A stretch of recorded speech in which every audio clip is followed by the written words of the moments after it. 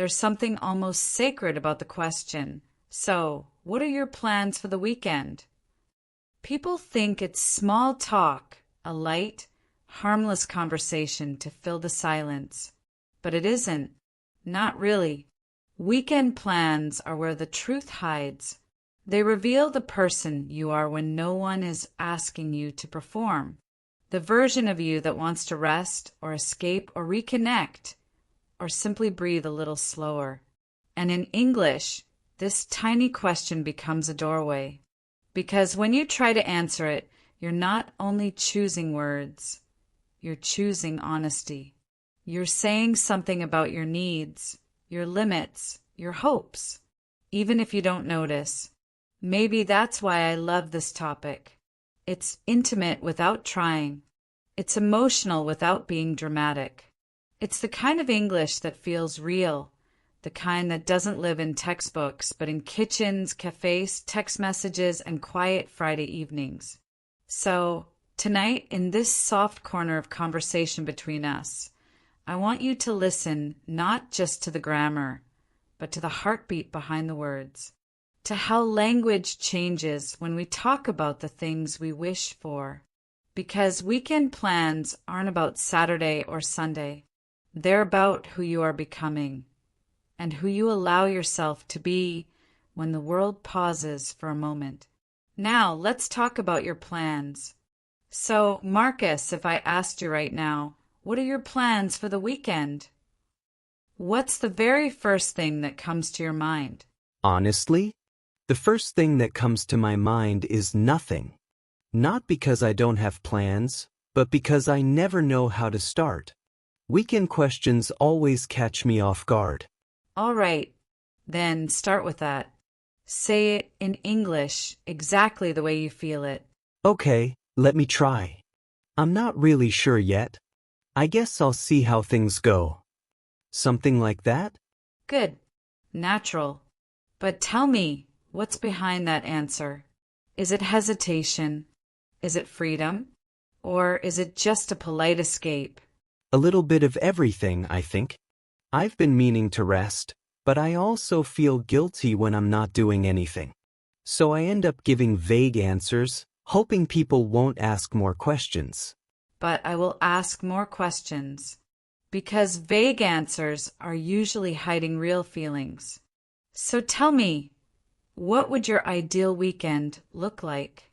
My ideal weekend, let me think. I guess I could use some time to slow down, Just a morning without alarms. A long breakfast and maybe a walk somewhere quiet. That sounds honest and beautiful. So say it in English again, but this time without fear of sounding poetic. All right, my ideal weekend would be quiet. I could use some time to slow down, to have breakfast without rushing, and maybe take a long walk somewhere peaceful. Does that sound natural? Very, and very human. Now let's step into reality. What do you actually think you'll do this weekend? Well, it depends on how I wake up on Saturday. If I feel energized, I might clean my apartment, buy groceries, maybe meet a friend. But if I wake up tired, then I'll probably just stay in bed scrolling my phone until I feel bad about it. Ah, that's universal. Say it again in English, as if you were telling a friend. If I wake up with energy, I'll probably clean the apartment and get things done. But if I wake up tired, I'll stay in bed scrolling my phone until my conscience attacks me. Perfect. Now, what about fun? Does fun have a place in your weekend plans? I hope so. But I'm not great at planning fun. I've been meaning to explore a new cafe near my place, actually.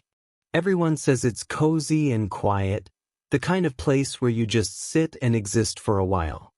Then that is a plan. A small one, but still a plan. Try saying it as if you were inviting someone, gently. Okay, I've been meaning to check out this new cafe near my place. It seems like a good spot to just sit for a while. If you want, we could go together. Lovely. Although, for the record, I'm not available this Saturday. But I like how you said it, warm, open, soft around the edges. Thank you. I'm trying to sound less robotic. You're doing well. Now tell me something more personal. Is there anything you're avoiding this weekend? Avoiding? Yeah, actually, I've been avoiding some unfinished work. Emails I haven't answered. Calls I promised to return. But honestly, what I need is a break from people asking things from me. Then say that, in English, without softening it. All I really need this weekend is a break from expectations, from people asking for things, from responsibilities I didn't choose. That's powerful, and true, and completely valid in a real English conversation. I worry it sounds selfish. It doesn't. It sounds like you're human. Weekend plans are not obligations, they're boundaries. So tell me, is there anything you're looking forward to? Yes, I'm looking forward to a slow Sunday morning. I'm looking forward to sunlight on the floor. I'm looking forward to a moment where nothing is urgent. Now say it again in English, but let it breathe. I'm looking forward to a slow Sunday morning. To sunlight on the floor. To a moment where nothing feels urgent. Marcus, that was beautiful. It's weird. I didn't know I could sound like that in English.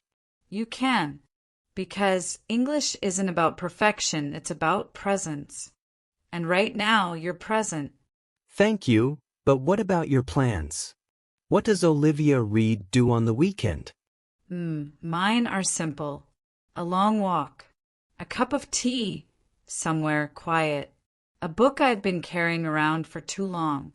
And maybe a moment where I can hear myself think. So peaceful things. Peaceful things are often the most necessary. But enough about me. Tell me one last thing. If someone asked you, what are you doing this weekend, right now, in this moment, what would your answer be? I think I'd say, I'm planning a quiet weekend. Some rest, some fresh air, maybe a cafe visit. Nothing dramatic, just time I've been needing. And that is exactly how real English feels. You know, Marcus, there's a reason I love talking about weekend plans with my students. It isn't because it's simple. It isn't because the vocabulary is easy. It's because this topic exposes something we rarely say out loud, who we are when no one is watching. Weekdays are full of performance, deadlines, responsibilities, expectations, the version of you that shows up because life requires it. But weekends belong to the person you wish you had more time to be. And when you express that in English, something honest slips through. Not rehearsed English, not textbook English, but the English of your inner voice, the one that whispers what you really need. When you say, I could use some time to rest, you're not practicing grammar. You're admitting a truth. When you say, I've been meaning to go somewhere quiet, you're revealing a desire you've ignored. When you say, it depends on how I wake up on Saturday, you're giving yourself permission to be human. That's why this matters. Because the way we talk about our weekends shows our boundaries, our longing for rest, our thirst for connection, our wish to escape, our need to slow down, our attempt to find ourselves again. Language comes alive when it carries emotion, not rules. And weekend plans, they carry emotion without even trying. You don't have to force vulnerability. It appears naturally. You don't have to pretend confidence. It grows in the spaces between small sentences. English becomes real when you speak from the softest parts of your routine, from the moments when you stop performing, from the choices that tell the story of your life outside obligations. So, when you talk about your weekend plans, you're not just practicing English. You're practicing honesty. And that, Marcus, is the kind of fluency that stays. Now, Let's see how you sound when you try again. All right, Marcus. Let's give it another try. But this time, don't speak like someone answering a question. Speak like someone opening a window. Tell me your weekend plans as if you were telling a friend something true. Okay, let me think. Well, this weekend I'm planning to take things slow. I might go for a walk, maybe visit that cafe I mentioned. I'm not completely sure yet. Good. Now, let's complicate it just a little. Imagine you get an unexpected invitation on Friday night. Someone texts you, "Hey, want to join us tomorrow?" How do you respond? Maybe something like, "Thanks for the invite. I wasn't planning anything specific, so yeah, I might join." Does that work? It works, but it's safe. Try it again, but with a bit more honesty. All right. Thanks for inviting me. I wasn't planning anything big, and honestly, I could use a bit of company. Count me in. Beautiful. Honest. Now, let's try something different. What if you don't want to go? That's harder. I never know how to say no politely in English. Then practice now. Say it gently. Okay, thanks for the invitation. It means a lot, but I think I need a quiet weekend. Maybe another time? Perfect. Soft. Respectful. Clear. That's how you cancel something with elegance, without feeling guilty. I wish I could say things like that naturally in real conversations. You will. But first, let's explore another scenario. Imagine you plan something for Saturday, but when Saturday arrives, you're not in the mood anymore. How do you change your plans? Let me try. Honestly, I'm not feeling up for this today. I thought I'd have more energy, but I woke up needing rest. Can we reschedule? Yes, that's real English. The kind that respects your emotional state. It feels good to say it out loud. Like permission. Language can do that. Give permission you don't give yourself. Now imagine the opposite. Imagine you wake up full of energy. Suddenly the world feels open. What would you do? If I woke up with energy, I'd probably get out early, maybe explore a new part of town. I might even go hiking if the weather is nice. Sometimes I forget adventure is allowed. There you go. See? Your English becomes richer when your imagination opens. I guess weekend plans say a lot about how I'm feeling. Exactly. Language follows emotion, not the other way around. Let's try another situation. What if someone invites me to something I didn't expect, like a birthday party? Good question. What would you say? Maybe, "Oh, I didn't know about it. I'm not sure what my plans are yet, but I'll try to make it." And if you don't want to go? Then, "I really appreciate the invite, but I think I'll sit this one out. I'm trying to take care of myself this weekend." Excellent. Self-care is a complete sentence. I like that. Self-care is a complete sentence. Sounds like something you'd say. It is something I would say, because it's true. Now, let's try a situation with a bit more emotion. Imagine you were looking forward to spending the weekend with someone, and they cancel. How do you respond without sounding upset? Let me think. I understand. Thanks for letting me know. I'll just take the day for myself then.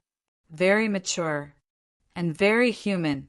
I'm surprised by how many different versions of myself appear depending on the weekend.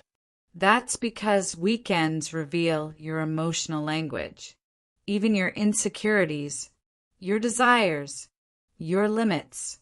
Now, tell me one last thing. If you had to choose between rest and adventure this weekend, which one wins? Rest, definitely rest. But with a little bit of something unexpected, maybe a short walk to somewhere I've never been. Let me try saying it naturally. I want a restful weekend, but I'm open to a small adventure if it finds me. Beautiful. You sound like someone who knows himself. I think I'm learning. And English makes me notice things I usually ignore. That's the magic of it. When you describe your plans, you describe your needs. When you describe your needs, you describe your identity. And when you describe your identity, your language becomes honest. So, if someone asks me tomorrow, what are your weekend plans? I think I finally have a real answer. Go on then. Say it one more time. My weekend will be quiet. Some rest, some sunlight, maybe a cafe. If something unexpected comes, I'll let it. But mostly I just need time to breathe. And that Marcus is English that listens to your heart. You see, Marcus, and you who are listening, talking about weekend plans is never just about Saturday or Sunday. It's about choosing what matters. It's about listening to yourself long enough to say in English, this is what I need, or this is what I hope for, or this is the kind of life I want to live. When you speak about your weekend, you reveal your rhythm, your boundaries, your desires, the quiet truths that usually stay hidden beneath the noise of the week. And when you express those truths in another language, they become even more powerful. They turn into small acts of courage. So let this be a gentle reminder. Your English grows every time you speak from a place of honesty, not perfection. Every time you slow down enough to feel what you're saying. Every time you allow language to show who you are becoming. And if this conversation brought you clarity, warmth, or a little peace, I'd love to continue this journey with you. Feel free to subscribe so you don't miss our next moment together. And if you want to keep practicing right now, there's another video waiting for you. It should be appearing on your screen right about now. Take your time and choose the weekend you need.